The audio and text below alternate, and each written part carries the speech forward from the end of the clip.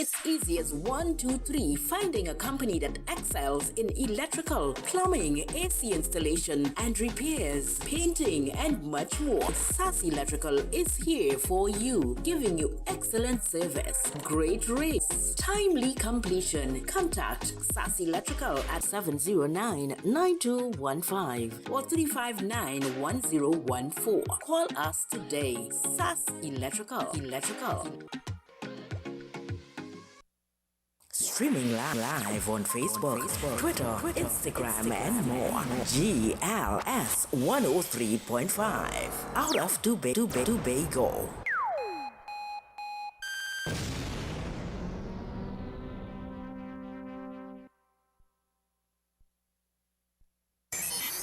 In your face, all over the place. We're online. You're listening to the hottest internet station In the Caribbean, GLS 103.5. out of Tobago. Buckle up those seatbelts. No drinking and driving. No overtaking on the shoulders. No texting and driving. Your family awaits you at home. Drive to arrive alive. A message from GLS 103.5. As the nation continues in its fight against the deadly novel coronavirus, COVID-19, GLS 103.5 urges you to continue observing the new normal. Continue social distancing. Wear your face mask. Wash your hands regularly. Use hand sanitizers. Avoid assembling and generally continue to clean and sanitize your environment. We thank everyone for their continued yeoman service. The doctors, nurses, hospital attendants, supermarket attendants, hardware workers, those involved in pharmaceuticals, public service transport workers, sanitation workers. You are to be applauded in the fight against this deadly, novel coronavirus COVID-19. We urge the nation to continue to be safe and take the necessary precautions against COVID-19. Therefore will I deliver him. I will set him on high, because he has known my name. He shall call upon me, and I will answer him. I will be with him in trouble. I will deliver and honor him. With long life will I satisfy him and show my salvation.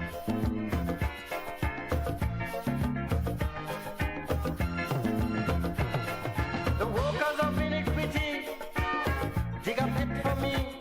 Now they're waiting for me to fall in, trying to take my bread and butter with lies and propaganda. But they're fooling, they're only fooling.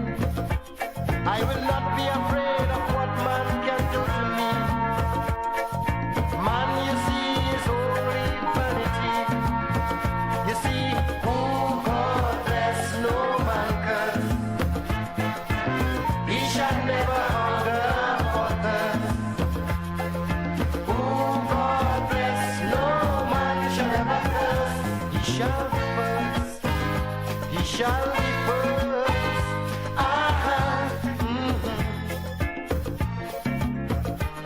Lord. Whoa.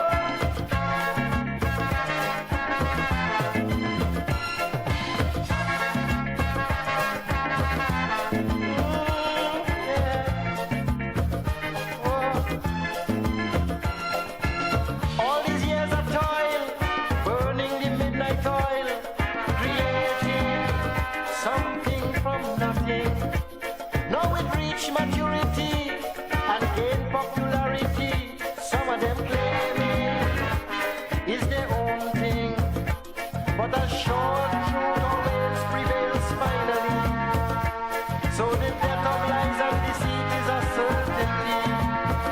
You see, who God bless, no man curse. He shall never hunger or thirst. Who God bless, no man shall ever curse. He shall be first. He shall be first.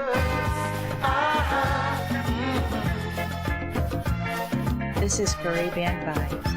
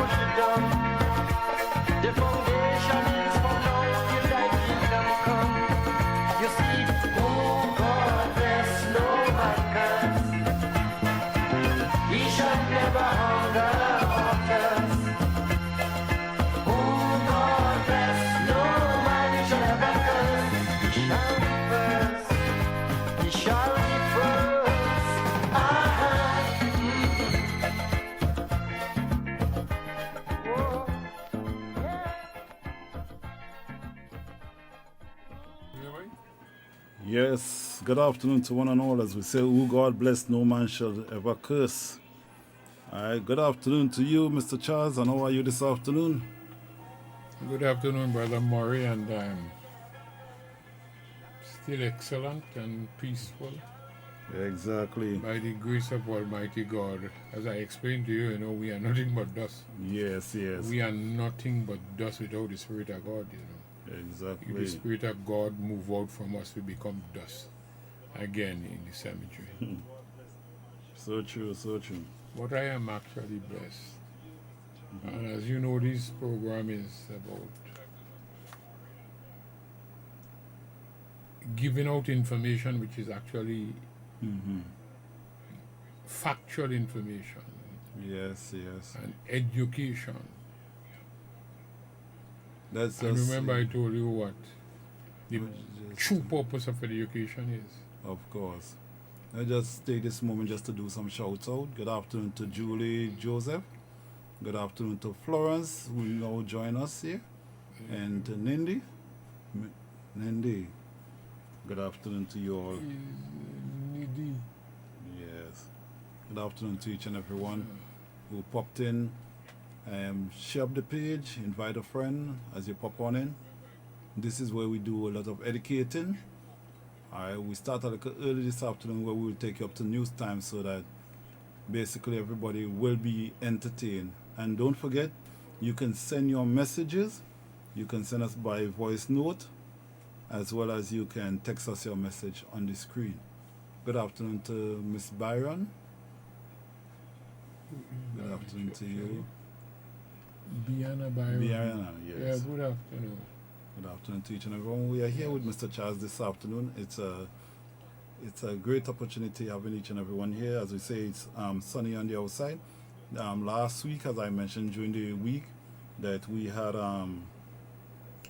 the internet were down last week, Tuesdays, and not only by us, but throughout the island of Tobago. We had that problem because there are difficulties in the island, but I think mostly on the western area, southwestern area of Tobago. Yeah. Right. So we are here today, and people. We got a message on the screen from the provider, from the service provider, which is Digicel, saying that they are working on it. Thank you. Yes. But they did not complete working on it before our time expired. Yes, yes. So we make about that time this afternoon to entertain you and to keep you true. Yeah, it's so important. What we come to do is education is really the foundation and the true purpose for liberation. If people are not educated, they're not going to be liberated. So true. It is so important. And I said, the true purpose of education is to teach people to think clearly and to act rightly. and you need information in order to do that. But last week, so we can proceed. Remember last week I came to do something very special. Yes. And yes. as you know, the state of the country today, we are expecting to have the budget coming up on the 5th of next month. Yes. The 5th of next month is our budget day, Trinidad and Tobago. And it has been forecasted. In fact, the Prime Minister, the Minister of Finance would have given you some hint that it's going to be a tough 2 years. Very tough. They had the word very challenging 2 years. We know that. We indicated that long before, even during the election, that whoever wins the election in Trinidad and Tobago, certain things would have to happen. They will do certain things, and people are going to see challenging and tough times. And we even indicated to our viewers and listeners on your own program that Tobago ought not to have been in this particular position had we listened. Yes. Just like the Jews, you know. Like the Jews, the Israelites, God tell them, go into the promised land, don't sit down on the bank. Yeah. All the promise I have for you, you have to go in the promised land to get it, and so on. Tobagonians have not been going into the promised land. They sit down on the bank, wondering and worrying and so on. We will pay a price for it. So true. And I am sure that some of us are still alive. We are going to help our people to see how best we can make it and to receive the blessing that Almighty God would have had. I started off last week by quoting Abraham Lincoln. Yes. Just permit me one moment. Good afternoon to my good friend out there in Grenada. Looking in.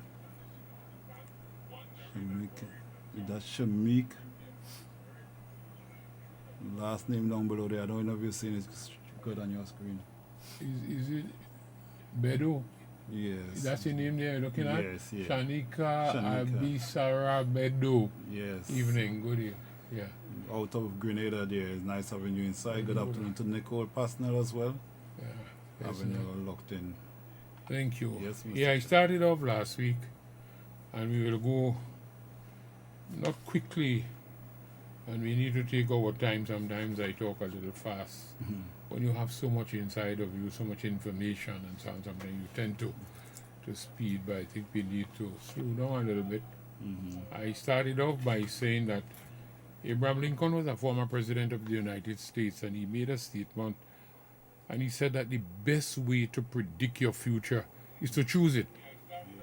And of course, the best way to predict your future is to choose it. And I make that statement up front in order to tell you why Tobago had, in my time, chosen a future. Because without vision, you know, people perish. Yes. And you know what is the vision? Vision is divine revelation. That is what vision is. And the country must have a national vision. Everybody in the country must know precisely what is going to happen. What should Tobago look like in the next 5 years, 10 years, 15 years? How do you like to see it? What are these very important and strategic things that we must do in order that Tobago should have that future that you say it should really have? All of that is what you call a development plan. Well, let me say this. And I know I am doing this. And I was so happy when the Prime Minister said that he is going to, in fact, he mandated or advised, I can't see, yes, the new Minister of Education to introduce, to deal with the curriculum, change the curriculum in the school, and to make sure that they introduce civics. And I am so happy with that. And not only that, we were going to be doing that in Tobago, and I will show you the details on that. Had we not lost the government in 2001, the manifesto is right there, what we were going to do with our curriculum and so on. Yeah, a lot of statement on these things. So I'm very happy that we are going to go there, both Tobago and nationally Trinidad and Tobago. And let me start off here, and I'm doing this for a reason. A new law was passed, that is the law, the Tobago House of Assembly Act, that governs Tobago up to today, up to this time, in 1996, December 9th. And that law was passed on the 9th day of December 1996. And that was the very day of the election for the Tobago House of Assembly. And I became Chief Secretary. The 10th day of December, the results of the election were given out or announced, and that's the law, by the EBC. The following day, which was the 11th, the president of the country come and inaugurate the assembly. I'm saying that in a context that we had no copy of the law, we don't know, we just passed in Trinidad. And we have to set up a government based upon that new structure. All the duties, functions, responsibility of this new body is in that new law. And the whole system of governance in Tobago had to be changed. I become Chief Secretary in that context. I want to pause a little there. I wonder if you understand what we're saying there. Because the new system completely, We didn't have in the law Chief Secretary. We used to use those terms before and so on. We didn't have, we had what? It's only 1996 that the law was passed to give us Chief Secretary, You heard the term, we used to use that since 1980. It's only because of the skillfulness of the first chairman of the assembly, which is a different structure altogether, that we were able to come up with secretaries and chief secretary and so on. We are putting a system in place that was recognized by law in 1996. A whole new system. The financial system and all was changed in the new law of 1996. The whole, not only the composition also is changed. Not the members of the assembly, but of the executive council. That was also created by that piece of legislation. I know why I'm saying this. That I became Chief Secretary on the 11th day of December with a new piece of legislation just passed. And it is that legislation is the constitution of the Tobago House of Assembly. And you have to put it in place, deliver service to the people of Tobago, set up a government, set up the structure, and you have to deliver service. Water, roads, health, do everything while you are putting a government in place, while you are educating the public servant, because they have no clue what existing law just passed. I just say that and rest it there for the time being, and I hope we will have questions on that sometime. The law then says within 2 months we have to write within 2 months of the coming into force of that law, which is the 10th of December, that it come into force. We become inaugurated on the 11th of December. So within 2 months of that date, we have to write the financial rules that will guide the Tobago House of Assembly and send it to the cabinet in Trinidad for it to be passed and go in Parliament. Within 2 months. But you know who made the deadline? I'm saying something else again. The law that was just passed and that is our constitution mandated that within 3 months of that date that we should prepare a budget for this whole new system of government. The new structure of government, you have new positions, new divisions are now put under the Tobago House of Assembly. We have to prepare a budget and send it to the Parliament, send it to the cabinet to go to the Parliament within 3 months. You see how long government does take? A whole year. They're preparing a budget and they can't ready in time. But we have 3 months within which to do that. And you know we met the deadline? Something crucial I'm getting to. It also says that within 3 months, there's something else that we need to do. And since we have those deadlines to meet, we had to meet them. And we don't have a development plan that will guide the assembly, that will guide the people of Tobago to say precisely how is this place going to be governed? What are we going to do? What are the things that we are going to be involved in? And we choose. I'm not quoting the section this evening. If people want it, we'll give it to them so that they can research it these deadlines I've given you and so on.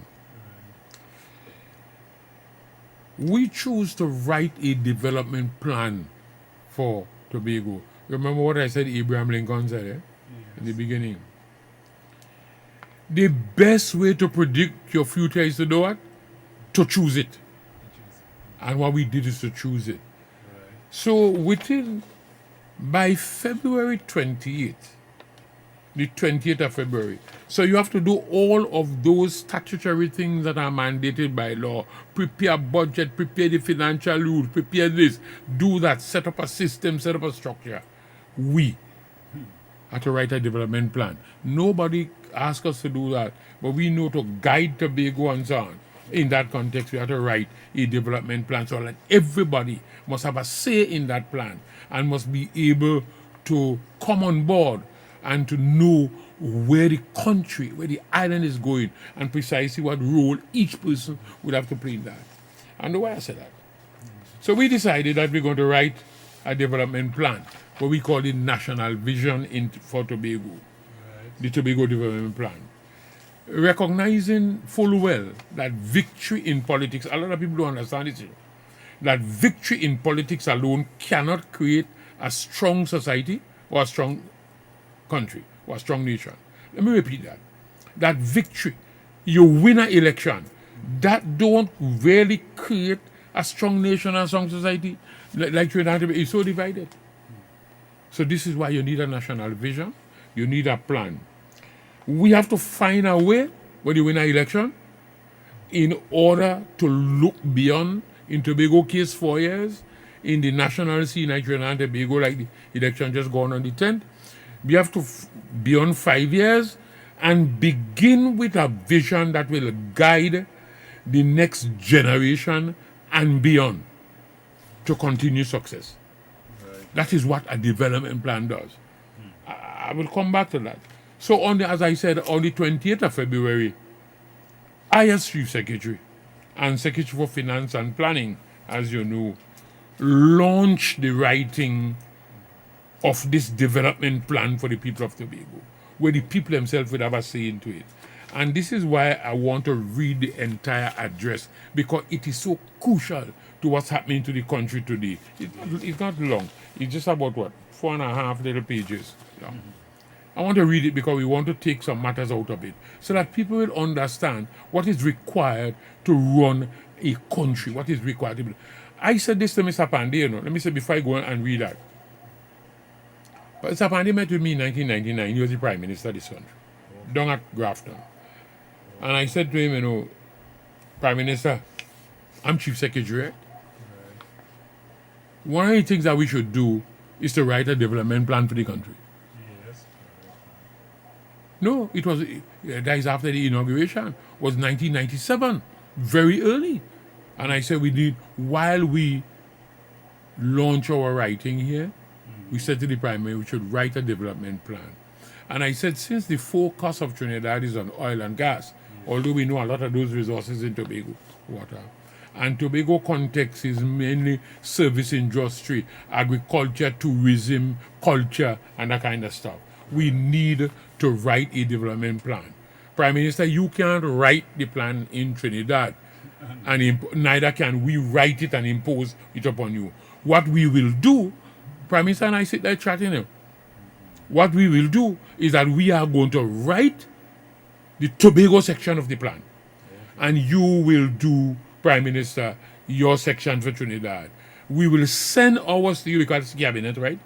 And then you will integrate them so we have a true development plan for Trinidad and Tobago. The Prime Minister, Pandey, and I sat at Mount Irvin, discussed those particular issues. No problem. I said this to him. Prime Minister, without a development plan,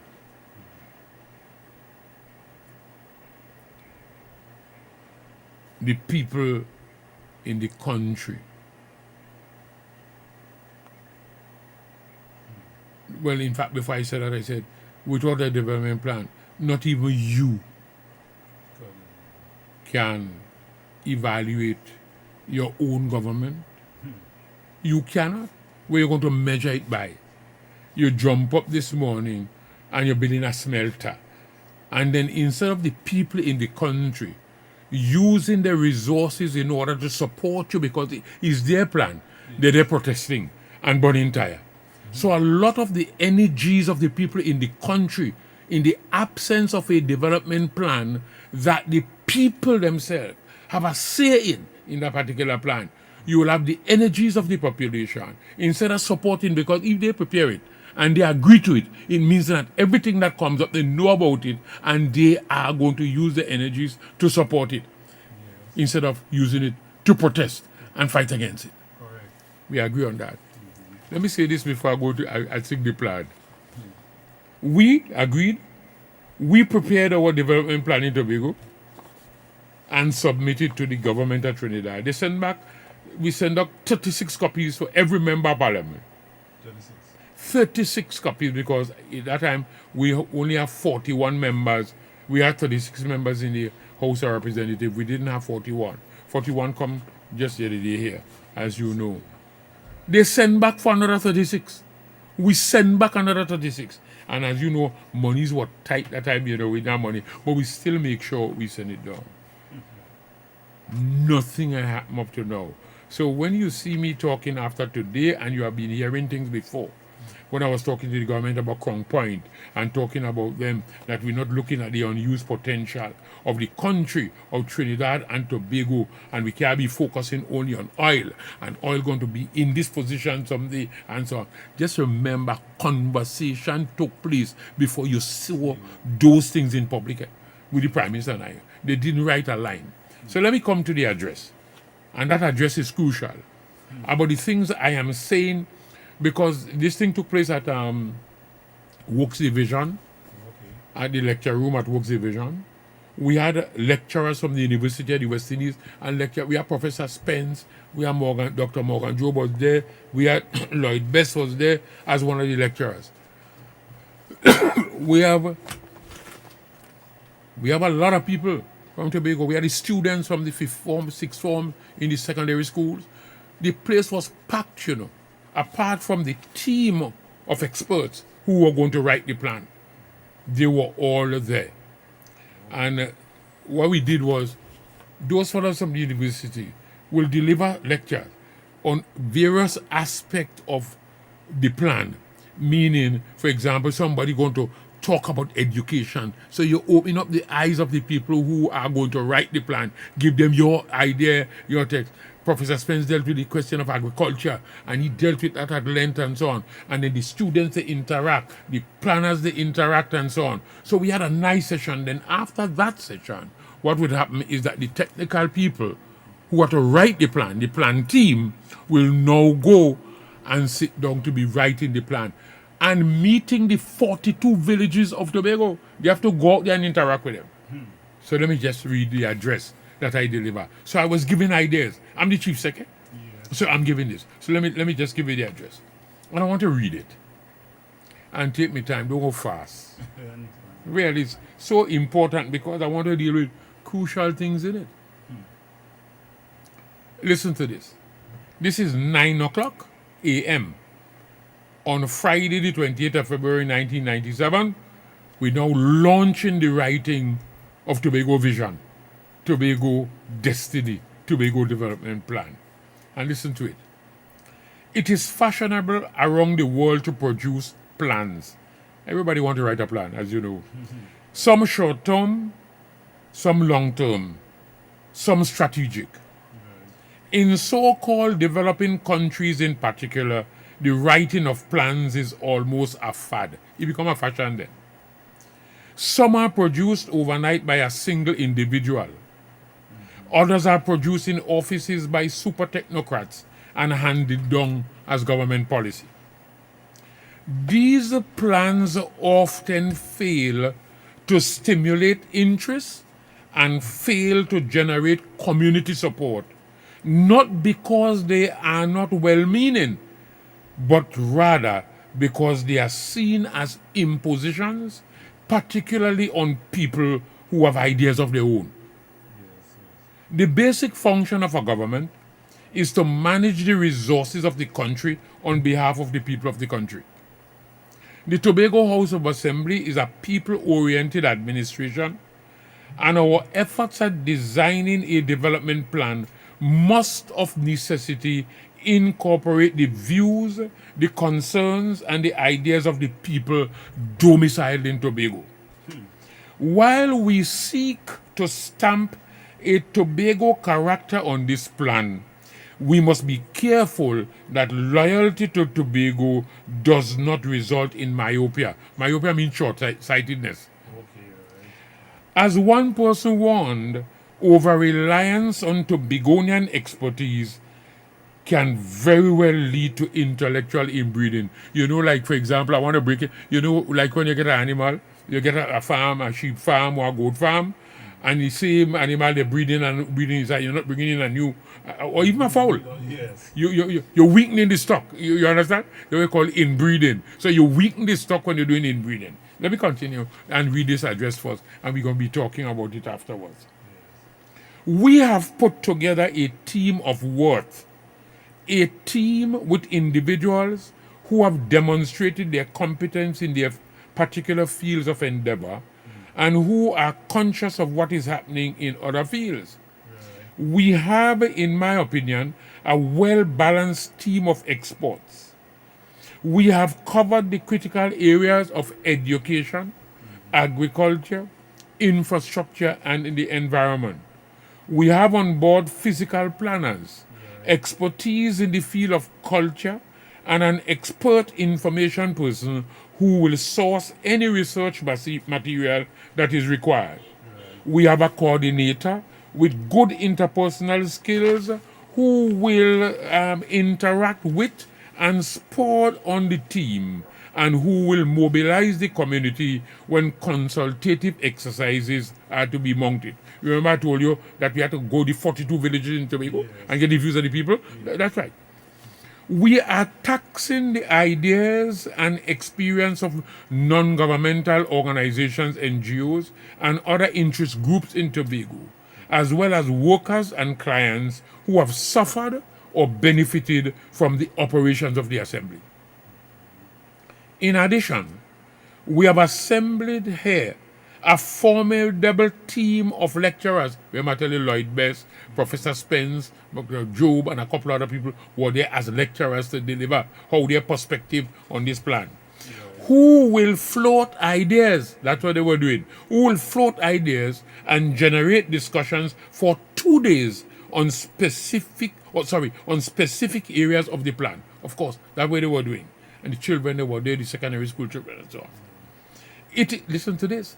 It is my hope that the plan will capture the essence of this lecture series, will extract from community comments the ideas that are novel, appropriate, and workable, and blend these with their own experience and their own intellectual power to formulate a Tobago development plan that will be acceptable to the Assembly and the people of Tobago. While we place tremendous value on the lectures to be delivered by these eminent specialists, we anticipate a lively discussion with searching questions and crisp but constructive comments from our audience. The place was full, from our audience. By the end of our lecture series, I am confident that we will all, lecturers and audience, be more informed and more competent to articulate not only the problems of Tobago, but possible solutions to these problems as well. I look forward to these lectures. The plan team is aware of the tremendous responsibility thrust upon it. For the next 10 years or so, the development of Tobago will be guided by what you propose. I'm talking to the plan team there. Listen to this. We expect a plan that will hit us like a breath of fresh air. We do not expect a rehash of all ideas simply because they have worked elsewhere. We expect a Tobago-oriented guideline. I personally want our plan team to keep at the forefront of their minds the fact that Tobago is an island with limited land space and therefore will need to address the following questions. To what extent can we then explore the opportunities available in the sea? Are we forever trapped on roadways, or can we commute effectively from village to village or from village to town using sea routes? We're on the coast. To what extent can we involve our youth in sea sports? Surfing, yachting, swimming, diving, etc. What about the movement of goods, agricultural produce and building materials from village to town and vice versa by sea? Remember, Brother Murray, it's a development plan they're going to write. I'm the chief secretary, so I am only the lecturers float some ideas. I am giving you something to think about. Think about these things when you're writing the plan. That's all I'm doing there. I come into some very crucial issues. Are there employment opportunities in the areas of boat building, net weaving, engine repairs?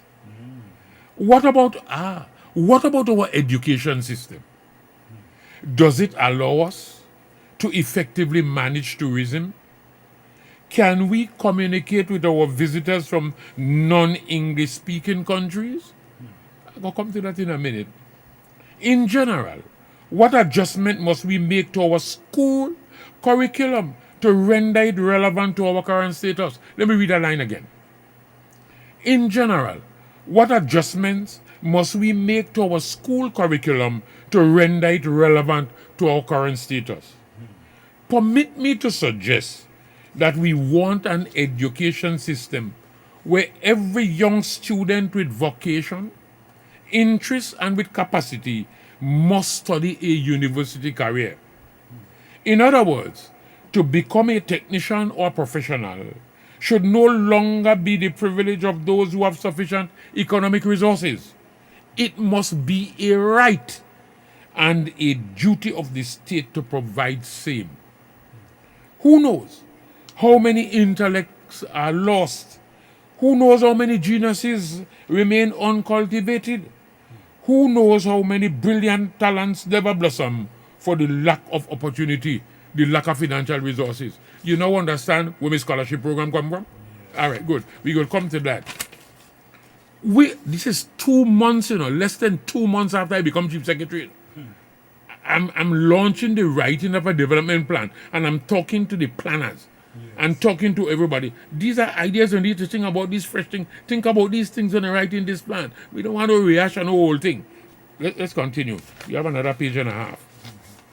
We know that without education, it is impossible to increase the productivity of our people. Without education, it is impossible for us to be a highly industrialized country. Without education, it is impossible to develop our agrarian economy, meaning our agriculture. Without education, it is impossible to organize the people and the country on higher levels. We know that. I am just indicating to the plan team that what we have done traditionally may not be appropriate and may in fact be obsolete in 1997. What you're doing before may not work. So think about these new things. Listen to this. Listen to this. And I want to read this twice. Computer literacy and foreign languages must begin in the primary schools in Tobago. This is the sort of fresh thinking that I want injected into our development plan. Let me read that again to tell you where we are today. We're going to develop it. Computer literacy and foreign languages must begin in the primary schools in Tobago. This is the sort of fresh thinking that I want injected into our development plan. By the end of 10 years or so, if I see a child dropping candy paper on the street, I will know that our environmental program was a failure. The Assembly wants to implement a plan that touches the psyche of our people, a plan that creates opportunity in employment, in education, and in agriculture. a plan that makes the medical helicopter service look like the nonsense it really is. You remember I used to fly off patient to Trinidad? I tell them, hey, the plan that I'm telling you that we want to write here must make that thing that look like stupidness. You know what I'm saying there? We must have our own hospital here. And we must have this. Anyhow, let me come to it. And we have it? Wait. This is 2 months after I become chief secretary. I'm floating these ideas with a plan team. Let me come to it. A plan that, listen to this one, a plan that condemns as most ridiculous and must deem as absurd logic an undersea cable from Trinidad bringing electrical energy to Tobago when there is natural gas just offshore the island. Let me read that again. I want a plan that condemns as most ridiculous and must deem it as absurd logic an undersea cable from Trinidad bringing electrical energy to Tobago when there is natural gas just offshore the island. A plan where culture is created, forged and transmitted from generation to generation. I speak of the culture of study, the culture of discipline, the culture of work, the culture of social responsibility, the culture of our responsibilities towards others, the culture of our conduct as human beings. Last half a page. Tell me, hear my question. It's the plan team I'm talking to, you know. This is the address, you know. Tell me if I am over-optimistic, ladies and gentlemen. But I expect a plan which advances a formula for no mosquito bites. No dead animals rotting to the bones on our roadway. No vandalism to our schools.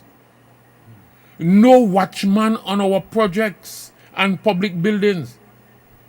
And national sports team with at least 50% Tobago representation. A plan where work must become a habit just as important as is reading and writing.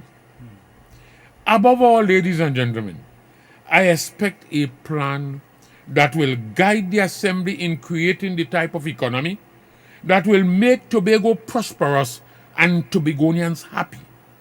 I will not live in a Tobago that is wealthy if at the same time Tobagonians are poor and illiterate. For an illiterate and ignorant people is the worst enemy of progress. Our estimates for 1997 are stopgap measures.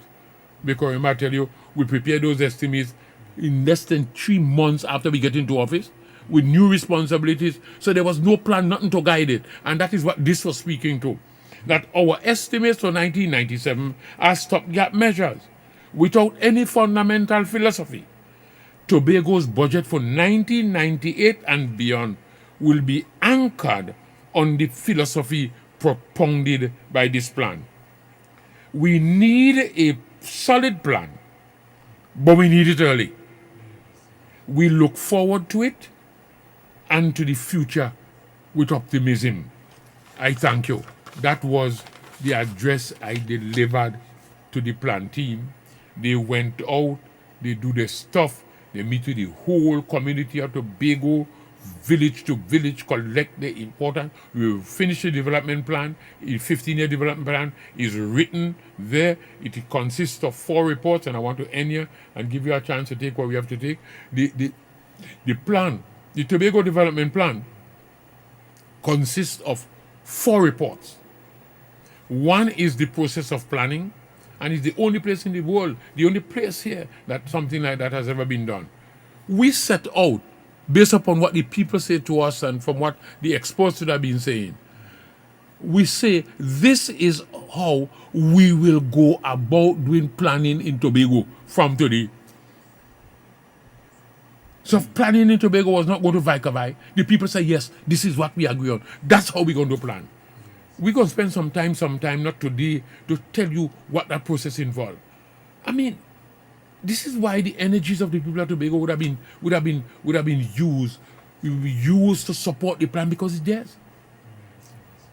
The second report would have been, Trinidad, when they prepare the budget, the national budget, they always have what you call a medium-term policy framework, which is a 3-year plan that you take out of their own whatever they have in Trinidad, and say these are the projects that we are going to do. These are the things we call in the medium-term policy framework. Right. And so this was our counterpart to the national one that they normally will bring out to the budget in Trinidad. Then the third report of that plan is the strategic plan in Tobago. What does that speak to? It says, we have looked at Tobago. We have looked at Tobago in its relationship to Trinidad. We have looked at Tobago in the context of the Caribbean. We have looked at Tobago in the context of what the world was doing. And we are saying these are the strategic things that Tobago must be involved in order to become competitive, become rich, become wealthy, and to be able to pay our way. That's the strategic plan. And then the final report is what we call the Integrated Development Plan of Tobago. They're all available, 20 years in there. Right? And then what would have been done out of that? And we started it, in 2001, we prepared the first report. That, as you know, government plans come through the budget, and the budget is an annual cycle. Every year you read a budget. Yes. So what we do, the assembly term is 4 years. So we take out of the 15-year development plan, 4 years out of that for each term of the assembly. And every single year, we take out 1 year out of that 4 year of the plan and put it in the budget for Tobago. That's why we had to be successful. You follow what I'm saying? So far. Because it's not our idea. It's the people's idea. The people approve their development plan. They say, this is what we want to have done. What we do is to take that plan, put it there. And because the assembly, the duration of the assembly is 4 years. Every 4 years you have an election. What you do is to take 4 years out of that 15-year plan. And then, as you know, monies come annually by the annual budget. So every single year in the budget, we will take out 1 year out of that 4 year out of the 15-year plan and implement it. So that is why the people are going to be approving and we are going to be successful. This is why we are doing so many things. We're talking about the Deepwater Harbor, we talk about this, we talk about the international airport. All of these things were done is the people plan, not ours. But the point I want to make before you go there is, this document is how old? 23 years old. 1997. What did it say about education? Computer literacy. If you read our 2001 manifesto, computer literacy and foreign language would have been compulsorily taught in our primary school. Nobody knew that we were going to have COVID. And that the children would have to do all the work by what? By Zoom, by computer, by cell phone. If we did not lose this election in 2001 and out there for 20 years out of government, every child, 23 years. No, the secondary school children would have been expert at computer work. Our primary school children would have been expert. Our secondary school children would have been expert on the computer. We never know that Venezuela was going to develop a problem and that the Venezuelans were going to be in Trinidad and Tobago, all in Tobago waters. They're talking Spanish. We don't understand a word. What did they say? We are living on the brink of South America. Most of them are Spanish speaking. So Spanish and computer would have been compulsory in our primary school. All our children in Tobago would have been able to speak Spanish fluently. You know we get to that stage? It happened. Yeah. 23 years ago we are saying this. You see what happened 23 years since? So when people are talking, I said, hey, somebody, I have been a meeting the other day in the general election gone there. And, it's so funny. We are at Leketo. Leketo is Tobago West. You remember we support the girl Boris in Tobago West, the young lady Boris in Tobago West. So we are having a public meeting in Leketo in support of who? The PDP candidate Boris.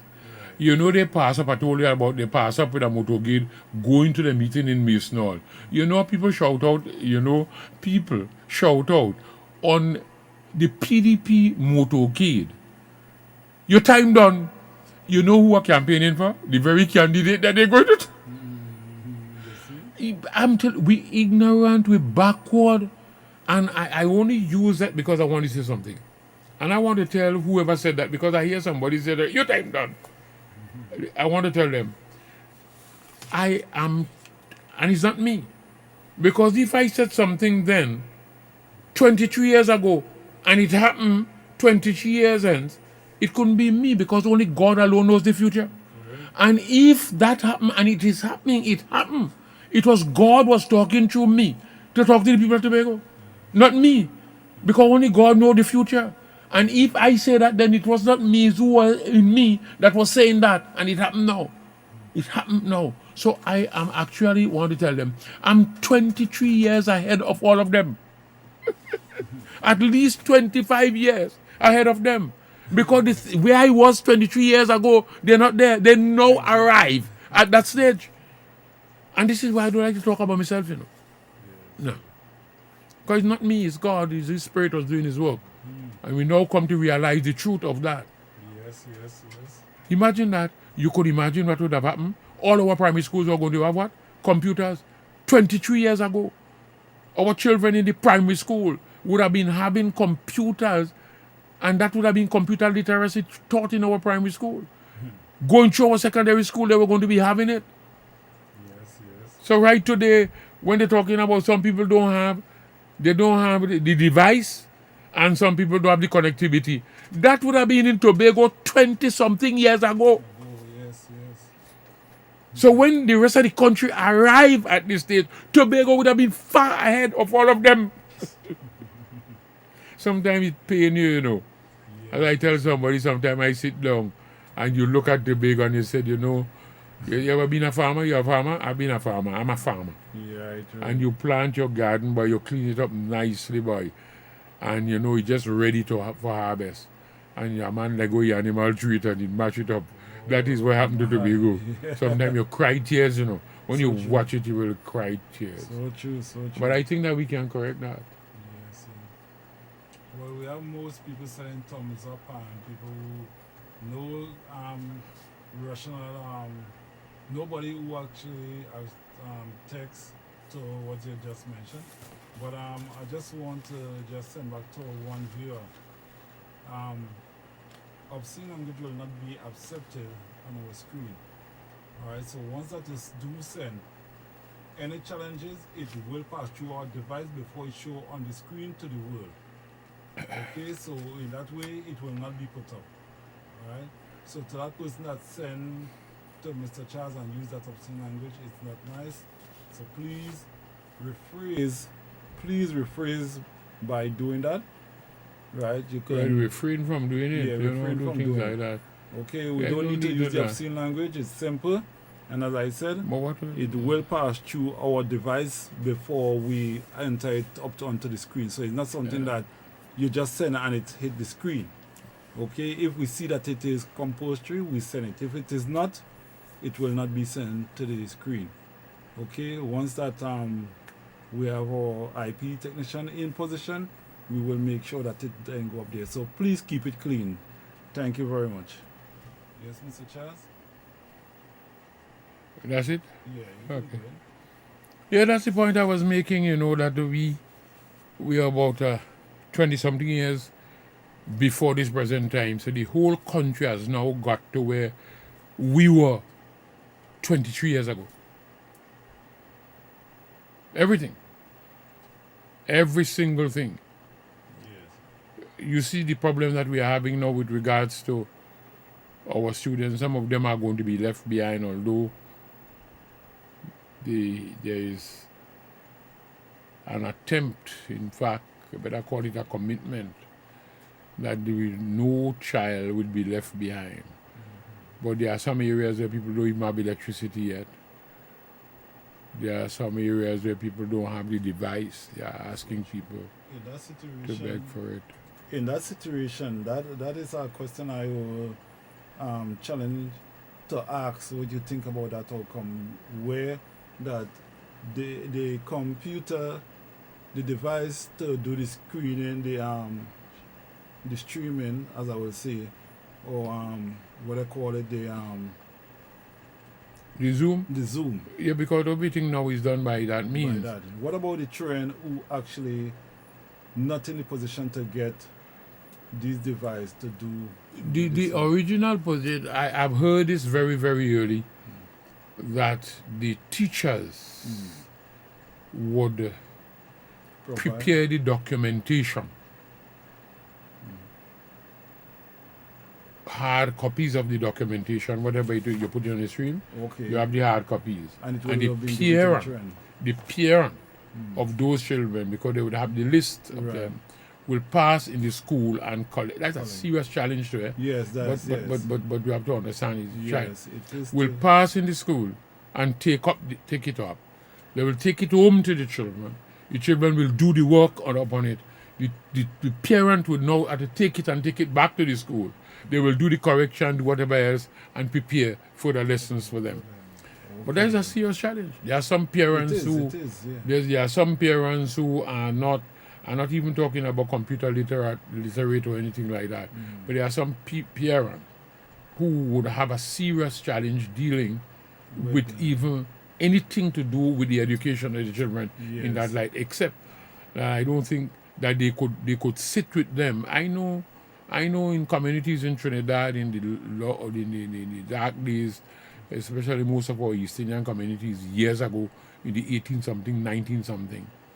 And people, the students will tell you that their parent, although they would not be able to do the work or read the stuff, they sit down with them to encourage them to sit up and study until they are finished. So the parent will sit with them, although they don't know what's actually happening here.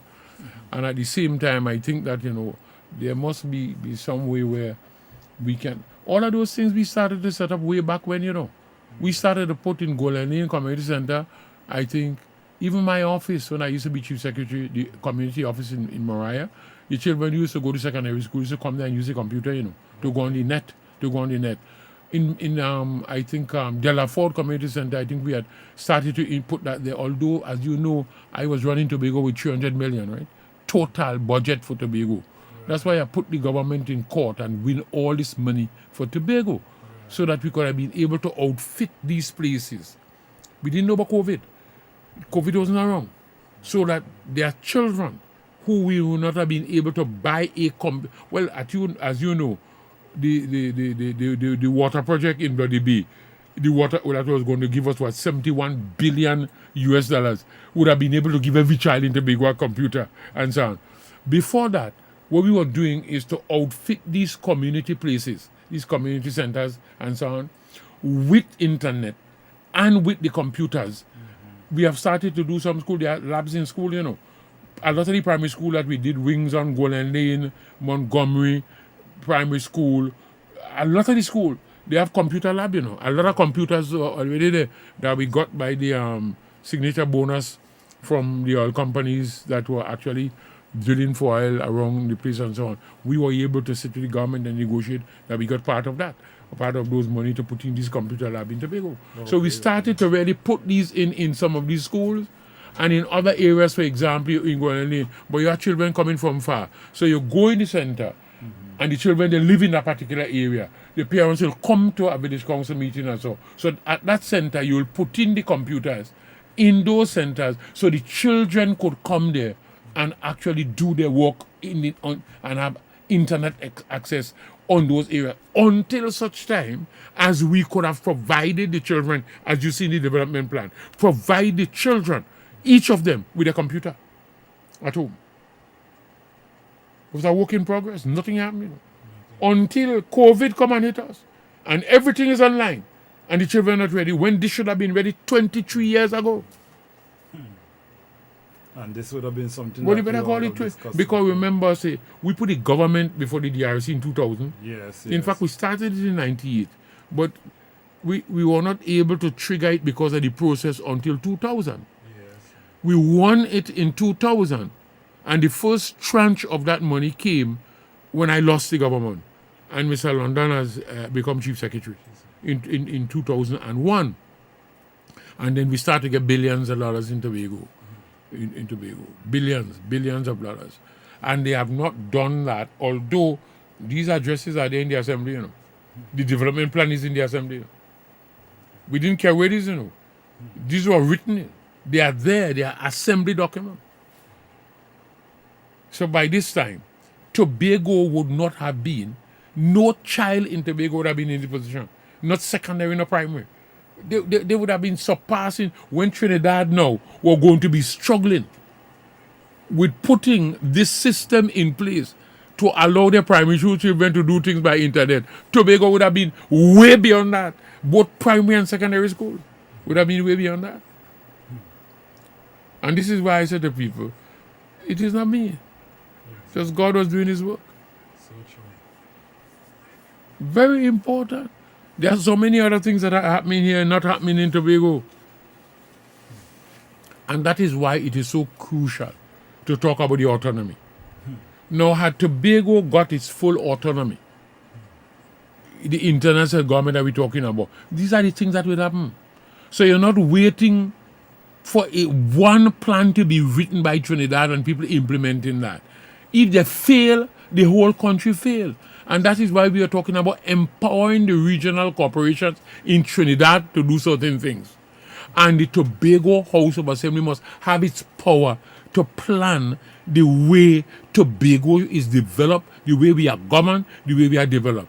You notice our plan? And the Tobago House of Assembly Act, the present act that we have, the Act 40 of 1996, we have the power in that to do that. You know. This is why we wrote a plan, you know. But we continue to vote for people who are connected to a superior party in Trinidad that runs Tobago, and they wait on the direction coming from there. And that is why Tobago can't go forward. Say two people that don't get ahead. One that wait to be told what to be done, and one that does nothing more than what he's told to do. It is so crucial, man. Crucial. Very important. So there's where we are. So I wanted to really touch on this to tell you. So now people now understand that when we started our scholarship program in Tobago for free tertiary education with no money, we'll bring documents on that sometime on this station. People now understand that this came from this idea 23 years ago. And we wrote the development plan. And we said in the plan, what we said in this address here, that a child must not be disadvantaged because their parents don't have the wherewithal. You remember what we said? It must be a right to send the child.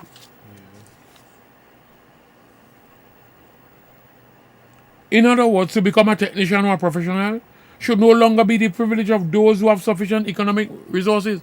Them who have money. That's the point we're making, you know. Yes.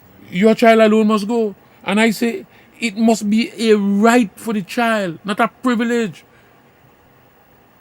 And it is the duty of the state to provide that education.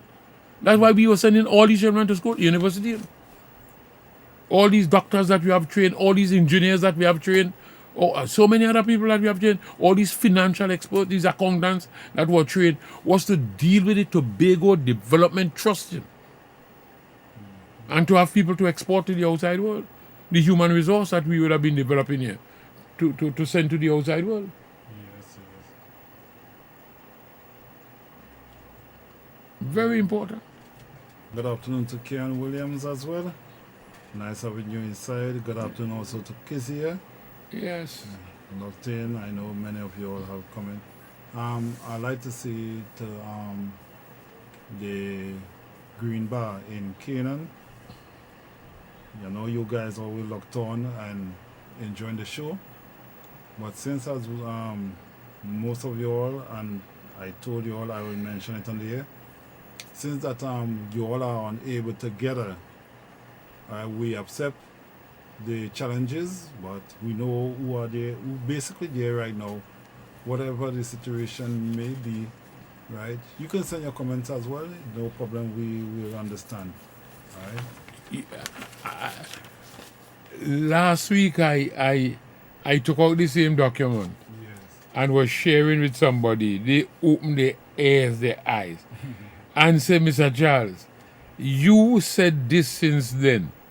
Eh? You're saying this. Listen to this. That the plan that I expect must advance a formula for no mosquito bite. You heard that? I was challenging the plan team. Say, hey man, the plan I want, we must not know mosquito biting people in Tobago, you know. So the plan you're coming up with must deal with our health system to prevent us having mosquitoes. We are people that are capable. I mean, I'm not saying that we're going to eliminate the whole thing, but we are people in Tobago trained. Some of the greatest, we have a fella Graham, who was a public health inspector was the most highly trained and effective, you know. I'm not talking about a person going to school and just receive some papers. We really highly trained. Yes. We have these fellas there who could deal with the cycles of mosquito, how to get rid of them.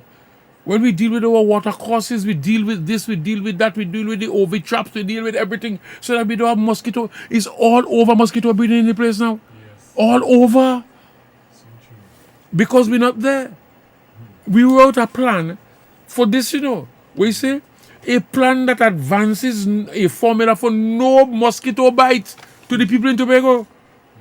But we having plenty mosquito bite now because we're not there to implement the plan. The plan is there. What you say again? A plan that advances a formula for no dead animal rotting to the bones on our roadway. I pass in dead animals all over the streets in Tobago. 23 years ago, I said, this plan that we come up with, when we implement it, you must not see that. That's a plan that advances a formula for what? No vandalism to our schools. It means then that the people own the school. All the villagers own the school. So it means then that they, and no watchmen on our projects and public building. That is the kind of training that we should have been giving our people so that they would have been able to know these schools belong to us, you know. These public buildings belong to us. We must watch it. Nobody can interfere with it. So everybody is a watchman for the public building. Yes, you're not paying nobody to do that. We have other work for you to do. Oh boy, I tell you, we ain't meet there yet. 23 years gone. And I hear somebody tell me about this finally, Brother B, and then you'll proceed. Yes. And a national sports team is a Trinidad and Tobago football team or cricket team. That's what I was talking about, you know. That must have 50% Tobagonian on it.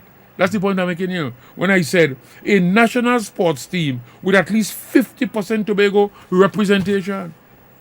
You having the team going on, not a Tobagonian on it. None of them. No football, no cricket, no nothing. Nothing. Good afternoon to you, Miss James. She says so. Yes, so true.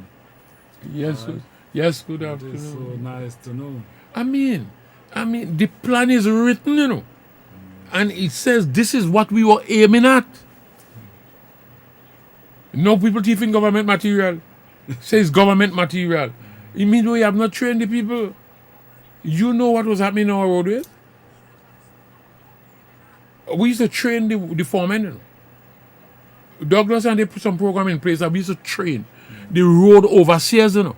Yes. How they should weed a road, how they should shape it, how they should camber it. They're not the people who building it, you know. The road there, I see them weeding out all the edge. Mm-hmm. The grass, I see them train them. I have been there watching that the grass on the edge must come to the edge of the pitch. If you weed away that, the water will run off from that edge and break away the edge. You want a retaining wall tomorrow. Just take this comment from Miss James there.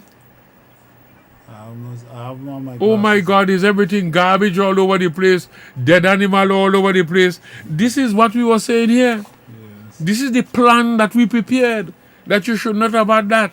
And the garbage collection in Tobago, I spoke about that here sometime. The garbage collection in Tobago would have been done by Tobago contractors who know the place.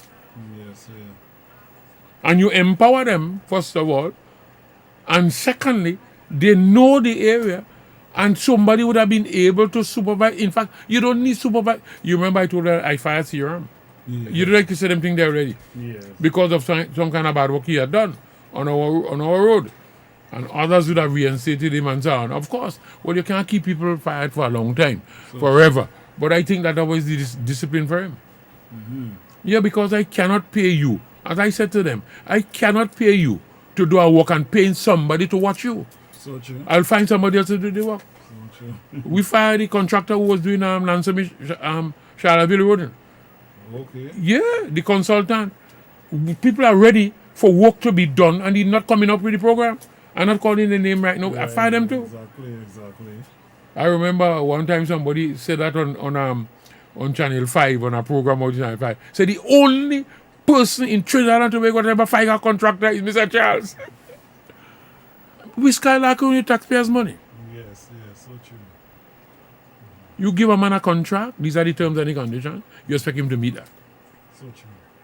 I commit myself to the people at Tobago to do certain things, and nobody do have to watch me and expect I got thief something here, I got favorite something, I have a favorite here, you know, and will give them something here. I will make sure that you have a kickback and some flow back and some kickback. This is why we were able to run this place with 300 million. There was no corruption involved, no kickback. And we have work to do, you know. Tobago infrastructure is not yet built. The managerial infrastructure is where you put in place first. The system and the structures of government with human resource. And then the physical will take place. The social and physical will take place. Tobago's had to build yet, you know. Our physical infrastructure, we have started to touch it yet, you know. We have started to finish, open up the interior of Tobago for the kind of development that we require to be done. I'm hearing somebody talking about removing the Foreign Investment Act. I don't want to say that on this program, but I want to have a conversation with that person, you know. On television, they don't have a clue. I want to explain that that is not Tobago's problem. You don't want to have people coming into Tobago. You think can be regulated, people can still have their investment, foreign direct investment into Tobago, and still do not destroy our environment, do not destroy this place. But people want to have the power to walk into Tobago and to develop the place, and no matter how detrimental the development is to the people of Tobago. And that's why I pointed out to you, you remember Turtle Beach? Yes. That road that you see built from Turtle Beach and go right back to the Panten, Katsadjama Panten, that was built before I became Chief Secretary. Was to close off the road in front of you. Yes, I heard so. Not heard? I'm telling you that was the plan. That was given away. And I came here and stopped that. It has to be stopped. You can't do things like that. People must be able to drive right around the island and not block off the beach from the people at Tobago. People don't understand that. And you can still have the development that you want to have. That is why those cylinders are still there at Turtle Beach. Because the plan was to remove the fishermen them from there. Okay. I had to stop that. I mentioned that on this program already in a particular way, but I want to repeat it. Those cylinders, bigger concrete cylinders that are right at Turtle Beach after you pass the hotel, going up there, I think they call it Starfish now or whatever, it's a new name. Those things were arranged before I become Chief Secretary in 1996. With a decision made already, you know, to remove the fishermen from Colland Bay. Because the hotel wanted to expand going east. And the hoteliers were saying that there is no way that the two economic activities can take place at that area because it's too small. So you can't have the hotel, which is tourism, and the fishing taking place there because the area is too small. I went down there with everybody, you know. All the planners, town planners, everybody. But this is Almighty God, you know. You have to love your place and love your people, you know. So true. And you have to ask them, look here, I would like to see both economic activities coexist in this particular area, fishing and tourism. Because sometimes the tourists want to go even policy into and so on and so on. Exactly. But then the hotel was saying that the place is too small to accommodate both of these economic activities. And I ask a million times and say a million times before I ask the question, I would like to see them happen. I find all kind of reasons to tell them I would like to see them. Isn't there any way? And the hotel say no, it's too small and so on. Then my final statement, that is what kill, they will break the camel back, you know. My final statement to them was, all the technical people were there, you know. And I said to them, and that was God, you know. If both economic activities cannot coexist because the area is too small, both fishing and tourism, and one has to go based upon your own recommendation and your own decision, I said that to them, fishing can only take place in the sea. Yes. Yes. So if both of them cannot coexist there and one has to move, it has to be the hotel. You have to move. That's the point I'm making. Because you can only fish in the sea. You can't move the fishing and carry it in Mason Hall. Yeah, exactly. That kill a project. Because I would like to see both of them. But if you say it can't work and one has to go, it has to be the hotel that would have to go. Yes, so true. You have to be strong. The same thing happened down at No Man's Land, you remember? Yeah, when they wanted to build the hotel down there and damage up the place, I went down there, asked a question. The Minister of Planning at the time was Trevor Sudamari came up and they were saying certain things to me. I asked him a couple of questions. All the technical people, all of them were there. Town planners, this, that, engineers, this, everybody. My question was simple. If there is high tide, we have heavy rains. When you build the hotel with all of these villas and the hotel, Yes. because we said something could go down there, you know, and you have heavy rains and you have high tide. So you have almost all of those sewage overflowing because you have heavy rains. How are we going to mitigate against that? That's the question that broke the camel back. I asked that. And I was pulled aside and say it is the Prime Minister wanted to go, who want the project to go. That is the answer to my question. And I have to say to the minister, why do you think people, I tell them God love me. You know? And my question, my position was, every project in Tobago goes through what we call the acid test. And the acid test is simply this. We ask this one question. Is this project in the best long-term interest of the people of Tobago? If the answer is yes, the project will fly. The project will go. If the answer is no, the project can be $90 billion. It can't fly. Because when you develop and you damage Tobago's environment, you damage it, you pack up and find somewhere else in the world to go and leave us with that kind of challenge. And I call it leave us in messy business.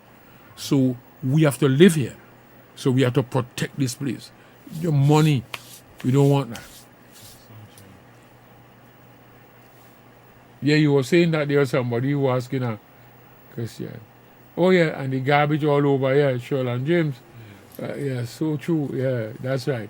I mean, I'm just saying that we ought not to have garbage in Tobago. And may I just say, Studley Park would have had that in the plan. Studley Park would have had, apart from the brake shoe factory that would have been there, and apart from the fact that the jetty was being built, they now finish it and exporting the aggregate. You remember we were going to be having in Studley Park what we call the abrasive cloth industry, which is sandpaper, emery, and so on would have been there. And the brake shoe factory was going to be sending out 40 containers of brake shoe to the United States every week. And then those containers in coming back down to load again with brake shoe were going to be bringing down goods for Trinidad and Tobago and Latin America. So Studley Park was going to be that area where you're going to have custom brokerage, transportation, warehousing. I mean, the kind of level of employment that we are going to be having. We have started to develop Tobago yet, 20 years that's down there. Apart from that, let's come to the garbage that the lady raised. We brought the plan already. I went to Broward County years before I become chief and saw the plan. Willabretta, where they're converting waste to energy. Where garbage is taken up, every type of garbage is sold, to the company. And they will take that up just like the garbage truck. The garbage truck not going and dump it in no dumping ground. It going straight to that facility. The garbage is separated because most of the time you have bottle in this, that, in that. Tires taken up separately and so on and so on. And you are burning that garbage in a furnace. If you look at the place, you think it's a hotel there. Because everything is computerized, You are looking in a building inside there. The scenery is so nice with beautification in that place there. And when you burn the garbage, energy is generated. And you sell the energy to the energy company. Like, for example, is here T&Tech. That is electricity. And not only that, the ashes that come from that is used and mixed with asphalt to make asphaltic concrete to deal with the road. Nothing is wasted. So in Tobago, the garbage from Tobago would have been sold. A lot of the other garbage, for example, like our organic stuff and so on, Mr. Brebnandi has started to prepare that already, where we're going to prepare organic manure for our farmers out of the green stuff and so on. I'm just telling you. So there would not have been any we were not going to have any garbage on our street. Because garbage would have been money. Just like how scrap iron is no money.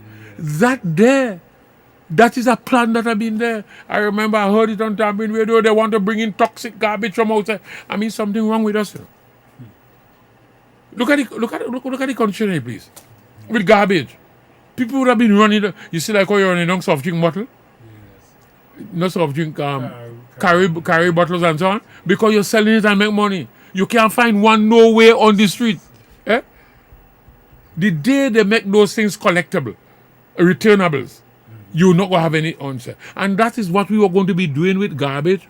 And we'll be using it there and generate energy from it. And then the waste product from that also, which is the ash, was going to be using for road pavement and so on. I mean, Tobago has started to do anything yet. We have not started to develop this place, People think that governance of a country is putting somebody in office is just a post, it's a work, it's a function. Wow. Very important. So important. People don't know. I always tell people this, that sadness lies ahead for those who chase after the praise from the crowd praise, rather than God's truth. Sadness. And that is where Tobago going through for a long time. Sadness lies ahead for anybody who chasing after the praise of the crowd rather than after God's truth. Because you either follow God's truth, if you rebel against it, there's a consequence that you have to pay. To pay, yes. Yeah, that's right. And that is why Tobago is so sad. We're running after, oh boy, that look popular. That look popular. But people have to know that popularity is no guarantee of truth. You know. What is popular is not always truth, and what is truth is not always popular. That's why you have to find truth and follow truth. Very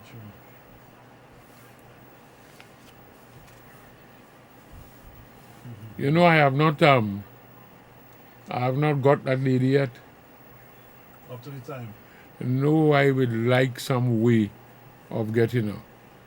Because the Tobago House of Assembly election is coming up. Coming up soon, yes. And we are going to do some serious education program here. And when we come on these programs, remember I tell people, you always repeat that we don't get angry with anybody. At all. We said that to I'm not calling names now, we said that to other people. And you see that, notice that Mr. Duke now say contesting the PSA election. Yes. You saw that? Yes. He's going to run for president again. I mean, something is wrong. I always tell people that he was a sharp tongue, soon cut his own throat. He who was a sharp tongue, soon cut his own throat. Well said. And that is why we must not get angry with people. So true. Because, as you know, anger makes your mouth work faster than your brain.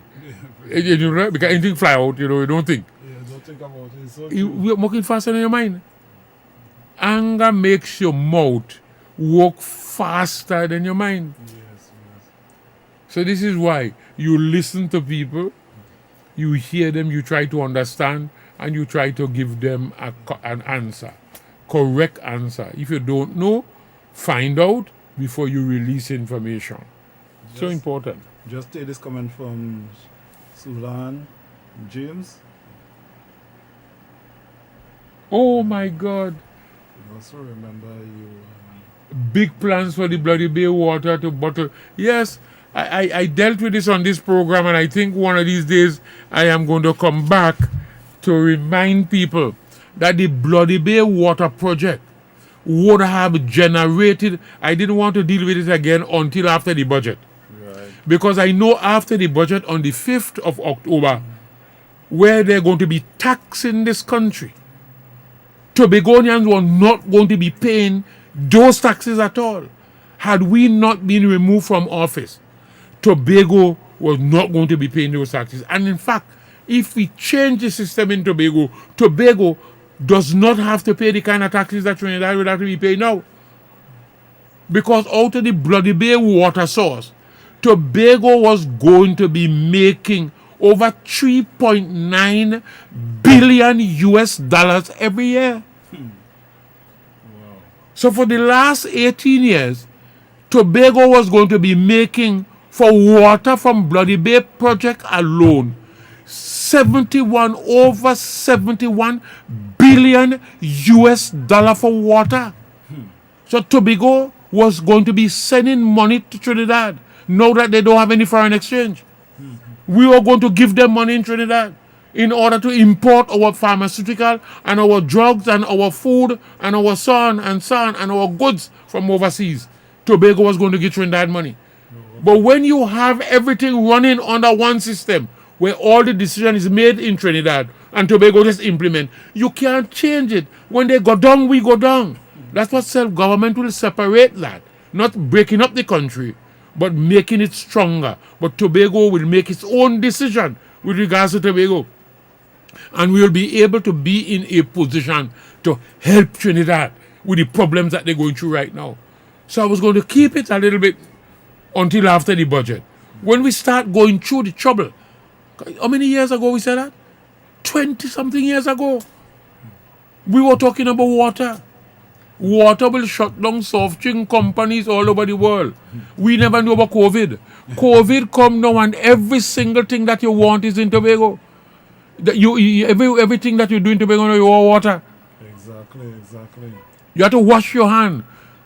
You now come from work, you now have to put your clothes outside of the house and just throw it in the washing machine because you don't know if you're touching COVID outside there. You're not carrying it in the house. Exactly. Water like that. And you can't get any. And that is what Bloody Bay was going to do for Tobago. And provide us with the foreign exchange to fix the people at Tobago. Everybody in Tobago would have been a billionaire. And Trinidad was going to get money out of that coming out of Tobago in order to help the problem that they have there. The budget in Trinidad is what? We don't know the revenue in Trinidad because, as you know, the demand for petroleum products and so on down, and then production down, the demand down, prices down, and so on. I don't know what the revenue look like if we run it last time was a $60 billion budget, 60 billion, 50 something, they cut it down to, I believe it may be less than that, it might be about 30 something, 40 something billion dollars. And that is why this budget is going to be tight and it's going to be rough. What we were doing in Tobago is to put a system in place that we say these are the strategic things that we will do in order to be competitive and to pay our way in the world and to allow us to exist and have a good standard of living in Tobago. That's what we were doing. 2, when you do things like that, every change you make, some people are going to go through the crack, as you know. And that is where you will need your social safety net in order to deal with those people that are not able to function and to make a living in that kind of situation. Yes. Good afternoon to Deborah Patrick. We're not planning the country. We're not it's not any one-man idea. That's why you write a development plan for a country that you call the national destiny of the country, where everybody has a say in it, and then they will use their energy in order to ensure that their plan works because it's their idea. Yes. But when you come up with something new that they don't know anything about, and they have a difference of opinion, you have energies going contra to what you expect. Man marching, man burning tire, they want to stop that. But if they have a say in the plan, just like the Tobago plan, they will come out to make sure that it works. We witnessed that, When I was chief, you remember? Those fellas used to build road. Used to cast concrete 2 o'clock in the day, they're mixing. Yes. And it was not an imposition, They used to show off. We build a bridge there in 2 months, we build a road in so the same people that you're now cussing to say, look what they're wasting taxpayers' money. Look what they're doing. The same individual, you motivate them and they are able to show off. If you listen to the worksmen, before I put that program in place, I have been meeting with the workers, because I was secretary for works too. Right. And I listen to what they're saying, Men tell me, sometimes you hear them talking, a big meeting with everybody. Share me this feel. We on the road, everybody passing, whether he's in a bus, a maxi, a car, all the lazy son about this, all the this, that. Sometimes they go in the bush because sometimes they tell me, leave before 11 o'clock or they leave before 10 o'clock. So they will get a card and go into the bush to go hide and pray. You pass and see them and say, them for taking taxpayers, is no material they have. They have no material. I heard them, And I said, When they start getting material, the same people take away job from contractors. We do Chauvin Road. We took away a project from Kenabanacord down there, from SRC, Secondary Roads Development Company. We took Bloody Bay, done it. The Boko Hawkins Road coming through can't be there. We did that, It's Works Department that internally. The men in Works itself that build the road. The Providence Road is worksmen that build that, The road that people talking about going in the damn Easterfield, that from Masonall going back over there, is men in Works build that, Not contractors. The same men that people were saying, they're lazy. And I'm saying it's motivation. The people not having the material, they sit on the roadside, sometimes they shame. They tell me that. And when you provide them with the material, you see the evidence? Yes. They're really good. All you want in Tobago is leadership, So true. You want leadership at the political level, first of all, because you need to fix the politics of the country first. If you don't fix the politics, nothing else will be fixed. Nothing could be fixed. Nothing. So true.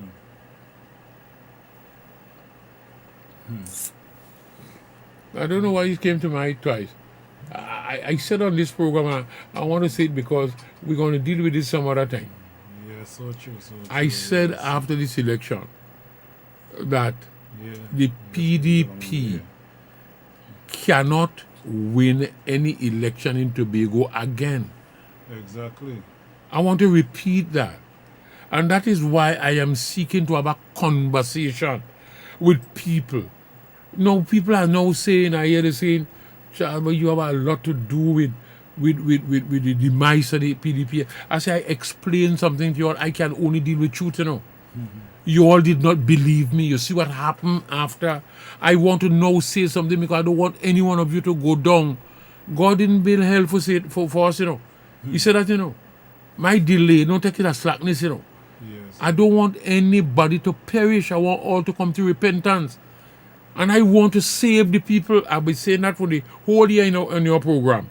That we don't want the people in the PDP to go down with the leader because he will go down. We knew that. Because he would have gone and aligned himself in a particular place and misleading you. But we were trying to save them. We're still now saying, you cannot go up in Tobago as a PDP now. The People's National Movement right now will spend any money, any amount of resources to have the PDP as the contestant or the competitor in the election for the THA. It's the only way they can guarantee a win. None of those are good for. None of them is good for Tobago. Because I know where the campaign on the ground is. It happened to the oh my God, it happened to the TOP in 2013. And I said that they die. They're dead completely. You know, it's dead. Because the way people voted in 2013, they said, look, we were planning to give the TOP our voting. But when we saw that the TOP is the UNC that come up in the numbers, we don't want them to take over this place. And that is not race. Yes. You don't want the PNM to run it either because self-government means that the people of Tobago must have the say in determining what happens here. So you can have the power that controls you, that you're looking for your freedom from, to develop your space, coming to run the place. You better you didn't fight for it. And that is what the PNM represent and anybody who is UNC represent. So that the people are not talking race.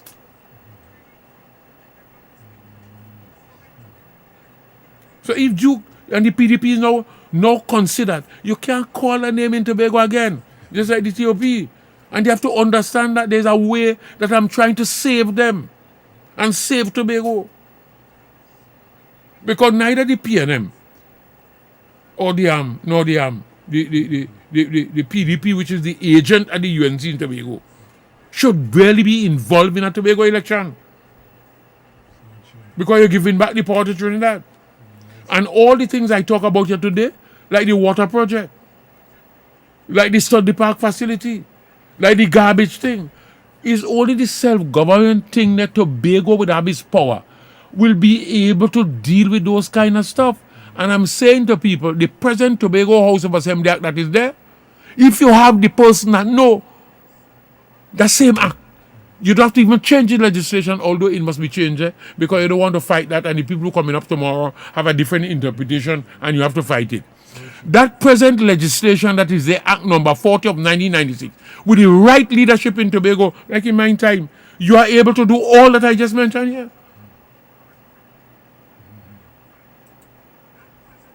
Well, I see some people saying that they agree. I see some people saying true. But it's the truth. Fernandez. From Miss Byron here. Miss Byron, She said to educate them, yeah. Yeah. Wait, but it's quite true. and we have from Miss Biana said good point. Shoal and James. So true, correct, yeah, of course. Yeah, we are trying our best. You know, Tobago is the richest island. I said that so many times. It's the richest island in the Caribbean, right? The richest one. Look, today I saw a program on television with BHP and the gas fine in the deep water, like BHP drilling outside there. Right, yes. You notice one of the engineers or geologists is from Belgarden. Okay. From Belgarden working on that project there. Prime Minister woke me today, and they talk about the northeast coast of Trinidad. That's what they call it. And here, and the well is close to Barbados. Trinidad they bong with Barbados. No? It's Tobago that bong with Barbados. Exactly.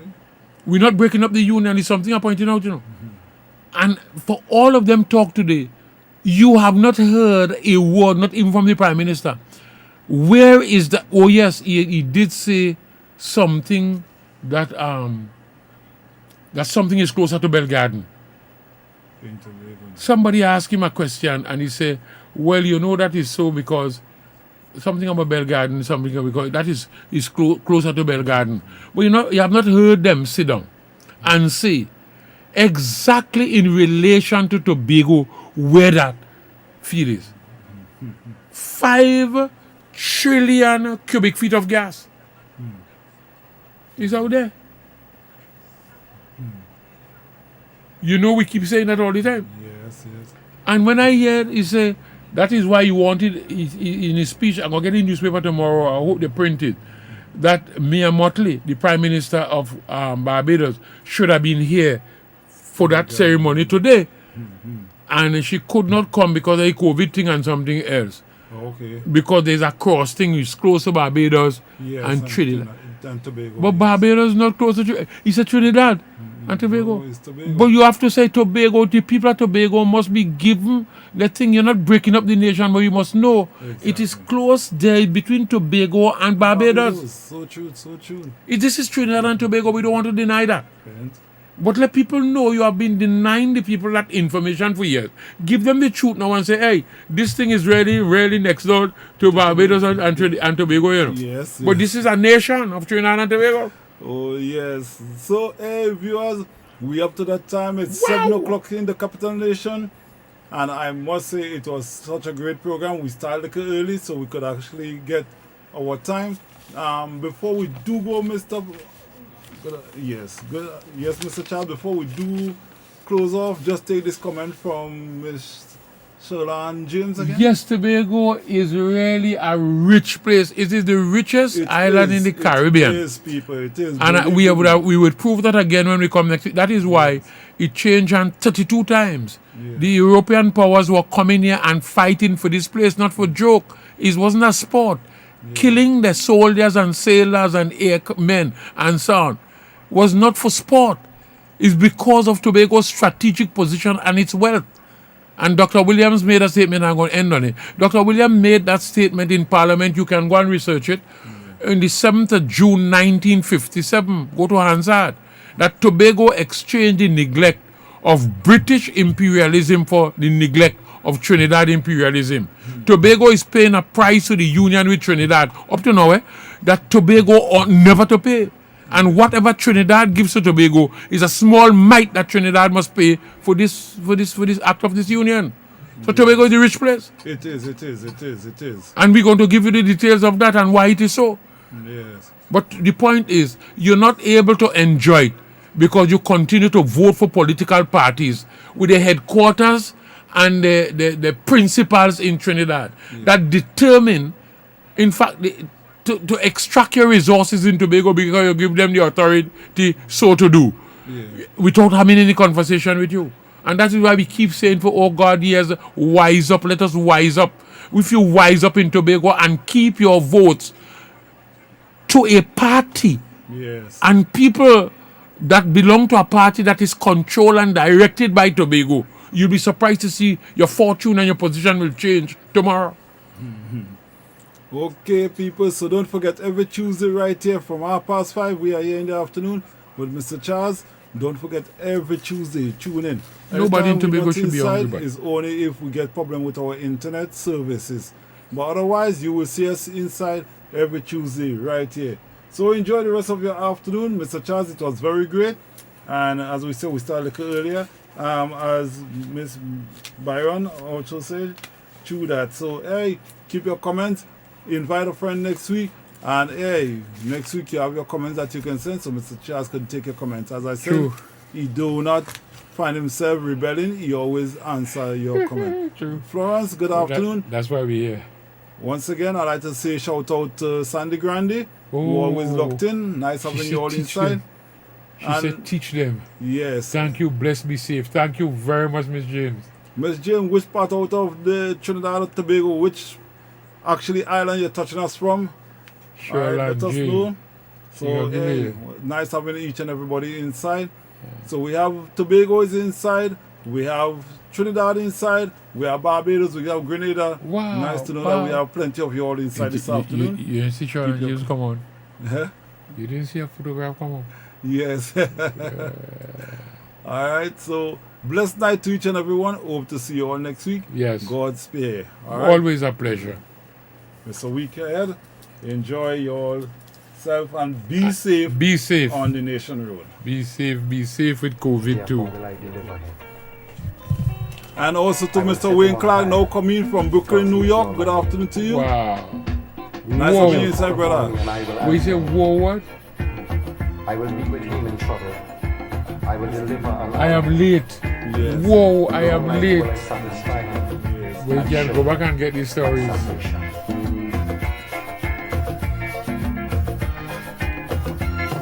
The workers of iniquity, Will tell me. Will somebody use obscene languages? So since coming to falling, she's from trying to Bloody take Bay, me bread and she's butter, from Bloody Bay. with lies and propaganda, but the fool,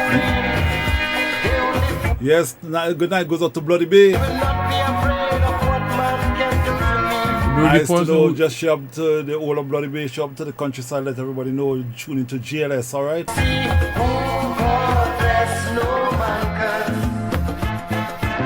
He shall never hunger or thirst. Oh God, bless no man shall ever curse. He shall be first. He shall be first.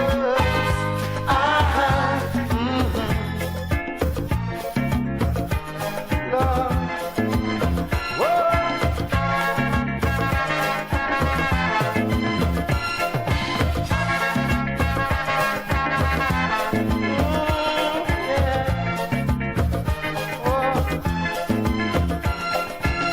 All these years of toil, burning the midnight oil, creating something from nothing.